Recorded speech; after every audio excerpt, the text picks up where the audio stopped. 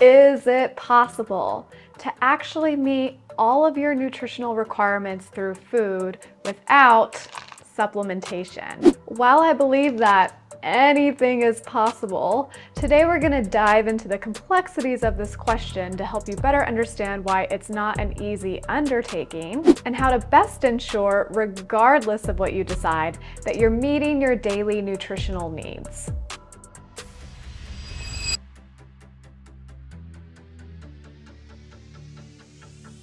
Hi, I'm Jess. I'm a clinical nutritionist, and today we're diving deep into a very common question and also a tale as old as time for nutritionists, that is. But it's still a really important question to address because we cannot just assume that we're all on the same page regarding something that's so foundational for our daily health.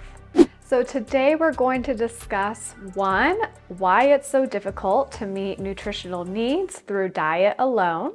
2, we'll discuss how even some of the most popular and nutrient-dense nutritional diets still have nutritional inadequacies that need to be accounted for. And 3, I'm going to show you a very practical way to audit your own diet so you can see just how close you are to meeting these nutritional needs on a daily basis.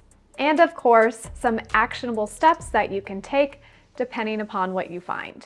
When we're talking about meeting our daily nutritional requirements through food, we're normally referring to the RDA, which is the recommended daily allowance. The definition of the RDA is the average daily level of intake sufficient to meet the nutritional needs for most healthy individuals. But it's a little bit more complex than that. The RDA was introduced by the Food and Nutrition Board in the 1940s, and it's basically a minimum level set by the government in order to avoid deficiency diseases that were fairly common at the time, like scurvy from vitamin C and rickets from vitamin D deficiencies. While the RDA is revised every 5 to 10 years, depending on research, it's known that the RDA doesn't normally keep pace with the current scientific findings that we have regarding nutritional requirements to meet optimal health.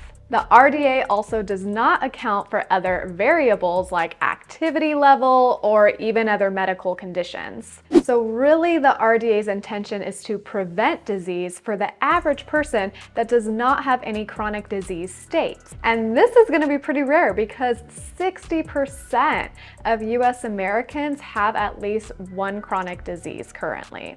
So while the RDA can be a good place to start, it's important to recognize that it does not account for your biochemical individuality. And biochemical individuality refers to any chronic health diseases, medical conditions, or even medications that you might be on that will either increase the need for specific nutrients or deplete certain nutrients. So now that we understand what we're measuring our nutritional intake up against, let's talk about other issues that arise when you're trying to meet all of your nutritional needs through your diet. Unfortunately, many people do not even meet these bare minimum daily nutritional requirements, especially when it comes to what is referred to as micronutrients. So we have our macronutrients, which are protein, carbohydrates, and fat, and then we have our micronutrients that refer to vitamins and essential minerals. The Linus Pauling Institute reported on their nutritional inadequacies overview that according to a US national survey, that 94% of the US population do not meet the daily requirement for vitamin D, 88% for vitamin E, 52 for magnesium, 41 for calcium, 43 for vitamin A, and 38 for vitamin C. It's not looking too good. For the nutrients in which RDAs aren't set, 100% of the population had intakes lower than the adequate intake for potassium, 91% for choline, and 66% for vitamin K. The prevalence of inadequacies was low for all B vitamins and several minerals, including copper, iron, phosphorus, selenium, sodium, and zinc. So why do you think that it's so difficult for people to meet these daily nutritional needs? Yes, we could refer to the classic example of someone who's eating a lot of junk food, fast food, etc., and quote unquote empty calories. that while may contain a high caloric intake and high levels of protein, carbohydrates, and fat, they are deficient in those micronutrients. That is one explanation, but another explanation is that even people that are on generally healthy diets simply do not have a diverse enough diet to meet all of these micronutrient needs on a daily basis.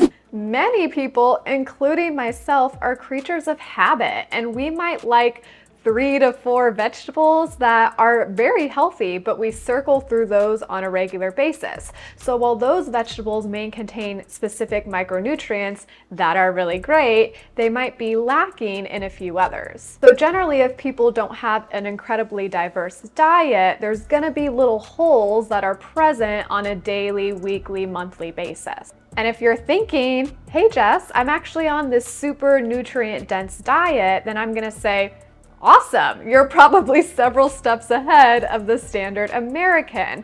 But one thing that I really wanted to talk about in this video is how even the most popular and nutrient-dense diets each have specific nutritional inadequacies that people need to be aware of. The truth is that most diets do not come with a box warning label of what they're missing. And diet propaganda, that I like to think of as like most documentaries on Netflix, really don't ever go into those specific nutritional requirements that people really need to be concerned about if they do decide to take on this specific diet. And just so you know, this is not a judgment pass on any specific diet. When we're doing something therapeutic, what we're normally doing is excluding certain categories or even macronutrients of foods, like carbohydrates with keto is one example. But ultimately, the more categories that we're excluding, the pool of diversity just becomes a little bit smaller to draw from. Let's look at some quick examples. A number of studies have found that a ketogenic diet provides suboptimal levels of various nutrients. Some of these top ones being B1, B7, biotin, folate, B5, vitamin C, vitamin D, vitamin E, calcium, chromium, copper, iodine, iron, magnesium, manganese, molybdenum, potassium, selenium, and sodium. This doesn't mean that this is everyone's version of a keto diet, but even the best keto dieters that eat lots of leafy greens and low-carb vegetables still really need to pay caution to major minerals, particularly like overall electrolyte status. A vegetarian or vegan diet that eliminates animal proteins actually requires supplementation because there's a certain nutrients like B12, for example, that you cannot get without consuming animal foods or fortified foods. So it normally requires a supplementation. Other common deficiencies that arise from avoiding all animal foods are vitamin D, omega-3 fats, calcium, zinc, iron, and just meeting protein requirements can be an issue for some, as well as some amino acids like carnosine and creatine. Moving in the other direction, let's talk about carnivore for a minute. On the carnivore diet, we should really be paying caution to certain nutrients like vitamin A, C, E, K2, calcium, folate, manganese, magnesium, and this is especially if you're not consuming organ meats as part of this diet. Even something like paleo, which I think is a really good whole foods, anti-inflammatory diet and a really good place to start for a lot of people, is going to be deficient in molybdenum, for example, if you're also not consuming organ meats and or if you don't consume any legumes at all. Whether you're on a specific diet or not, there is certain software. Cronometer is my favorite that you can actually use to track your diet and log your food on a daily basis. And then it's going to show you your overall levels of meeting these RDA, macro, and micronutrient requirements. So we're going to use a day in the life from me as an example. Let's dive into it. So as you can see here, my day consisted of some scrambled eggs for breakfast with some kale and blueberries, a big salmon salad for lunch, and then I had some tacos for dinner that had like broccoli, zucchini. I made some tahini sauce, and then I also added some of the things that I have throughout the day, like my afternoon dark chocolate. And then at the end, I remember to also put in things like my coffee, for example. So if we scroll down here, you can see how I actually didn't meet my caloric requirements for the day. And you know, these things aren't exact, they're not perfect. So I could have ate a little bit more than the exact ounces that I put in here, for example. But what I'm really more interested in is these highlighted nutrients down below. So I actually did a pretty good job, and this is likely due to a few factors, like having the salmon, for example, is going to help me meet a lot of these requirements. But as you can see here, I'm still lacking in a few things, calcium being a huge one of them. So I didn't meet my calcium requirements, and surprisingly, if I scroll down below, also I didn't meet my thiamine requirements, got close but not totally there. If I scroll down below, I also did not meet my magnesium for the day, and surprisingly, I did not meet my iron or zinc, even though I had red meat and I had the salmon for lunch, essentially. So as you can see here, well, I got pretty close to meeting these targets. Even a day in the life of a nutritionist who eats a very simple but nutrient-dense diet, I still have some holes that are left to be filled. So based on this factor, I want to know from you in the comments below, do you think it's possible to meet all of the daily nutritional requirements without at least a multivitamin to fill in some of those gaps? Many of us have either certain conditions or just concerns that are going to warrant supplementation. But even in the best case scenario, it's smart to take at least a multivitamin/multimineral formula so that you can make sure you're not missing anything too essential.